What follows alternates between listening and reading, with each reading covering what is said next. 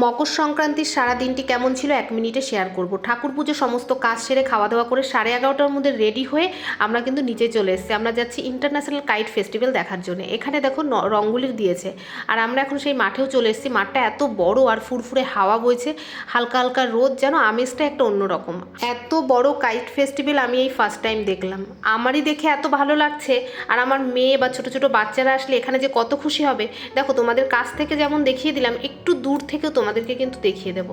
এরকম নানান রকমের ঘুড়ি দেখে তোমাদের মনটা কেমন লাগছে আমাকে কমেন্ট বক্সে জানাতে ভুলো না। সবাইকে রঙ্গোলি দেখে এসে আমার মা ও লক্ষ্মীও বাড়িতে এসে একটু রঙ্গোলি দিচ্ছে। তারপর সন্ধ্যাবেলা আমি আর আমার বর্মশাই পুলি টুলি নিয়ে বসে গেছি। এদিকে গল্প আড্ডা হচ্ছে, আর পুলির খুব একটা শেপ টেপ আমি পারি না, মোটামুটি করে নিয়েছে। আর এদিকে দিন দেখেছিলাম মিষ্টির দোকানে গিয়ে নোলেন গুড় এনেছিলাম, আগে নয় নামানোর আগে আগে কিন্তু আমি সেই গুড়টা দিয়ে দিই। ওর মধ্যে অনেক প্রচুর আনন্দ নিয়ে তিনজনে মজা করে খেলাম। ভিডিওটি শেষ পর্যন্ত দেখার জন্য অনেক অনেক ধন্যবাদ।